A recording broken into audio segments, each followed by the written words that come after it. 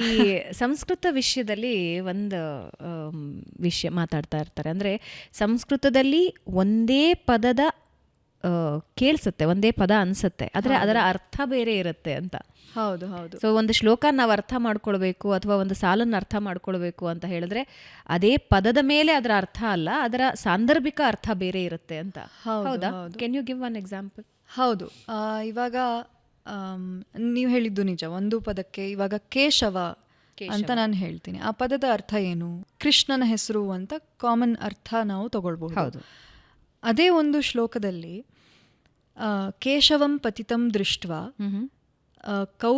ಪಾಂಡವಾಹ ಹರ್ಷ ನಿರ್ಭರಾಹ ರುದಂತಿ ಕೌರವ ಸರ್ವೇ ಹಾಹ ಕೇಶವ ಕೇಶವ ಅಂತ ಇದೆ. ಸೊ ಇದರಲ್ಲಿ ಕೇಶವಂ ಪತಿತಂ ದೃಷ್ಟ್ವಾ, ಕೇಶವ ಬೀಳುವುದನ್ನು ನೋಡಿ ಪಾಂಡವರು ಎಲ್ಲರೂ ನಗ್ತಾ ಇದ್ದಾರೆ ಅನ್ನೋ ಒಂದು ಅರ್ಥ ಬರುತ್ತೆ ಅಲ್ವಾ? ಅದರ ಅರ್ಥ ಆ್ಯಕ್ಚುಲಿ ಬೇರೆ ಬೇರೆ. ಕೇಶವಂ ಪತಿತಂ ದೃಷ್ಟ್ವಾ, ಶವಂ, ಕೆ ಅಂತ ಹೇಳಿದರೆ ನೀರಿನಲ್ಲಿ ಅಂತ ಅರ್ಥ ಬರುತ್ತೆ. ಶವ ಅಂದರೆ ಒಂದು ಡೆಡ್ ಬಾಡಿ. ಸೊ ನೀರಿನಲ್ಲಿ ಒಂದು ಶವವನ್ನು ನೋಡಿ ಪಾಂಡವರು ನಗ್ತಾ ಇದ್ದಾರೆ. ಪಾಂಡವಾಹ ಅನ್ನೋದಕ್ಕೆ ಇನ್ನೊಂದು ಅರ್ಥ ಏನು ಅಂತ ಹೇಳಿದ್ರೆ ಮೀನುಗಳು ಅಂತ. ಸೊ ಮೀನುಗಳಿಗೆ ಅದೊಂದು ಆಹಾರ ಇದೆ. ಮೀನುಗಳಿಗೆಲ್ಲ ಒಂದು ಆಹಾರ ಇದೆ. ಒಂದು ನೀರಿನಲ್ಲಿ ಒಂದು ಶವ ಬಿದ್ದಿದೆ.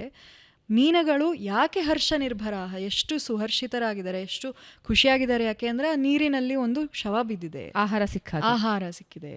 ಅದೇ ರೀತಿ ಅದೇ ಶವವನ್ನು ನೋಡಿ ರುದಂತಿ ಕೌರವ ಸರ್ವೇ, ಕೌರವರು ಯಾಕೆ ಒಳ್ತಾ ಇದ್ದಾರೆ ಕೇಶವ ಬೀಳೋದು ನೋಡಿ ಅಂತ ಮೊದಲೇ ಅರ್ಥ ತಗೊಳ್ಳೋದಾದರೆ, ಅದೇ ಎರಡನೇ ಅರ್ಥ ನೋಡೋದಾದರೆ ಕೌರವರಿಗೆ ಇನ್ನೊಂದು ಅರ್ಥ ಸಂಸ್ಕೃತದಲ್ಲಿ ಅಂದರೆ ಕಾಗೆಗಳು ಅಂತ ಅರ್ಥ.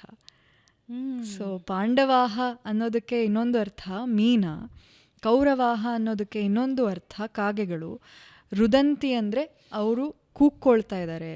ಸೊ ಕಾಗೆಗಳು ಕೂಡ ಕೂಕ್ಕೊಳ್ತಾ ಇದ್ದಾರೆ ನೀರಿನಲ್ಲಿ ಆ ಶವನನ್ನು ನೋಡಿ. ಹಾಹಾ ಕೇಶವ ಕೇಶವ, ಹಾಹಾ ಅಲ್ಲಿ ನೋಡು ನೀರಿನಲ್ಲಿ ಶವ ಬಿದ್ದಿದೆ, ನೀರಿನಲ್ಲಿ ಶವ ಬಿದ್ದಿದೆ ಅನ್ನೋದೊಂದು ಅರ್ಥ, ಆ್ಯಕ್ಚುಯಲ್ ಅರ್ಥ.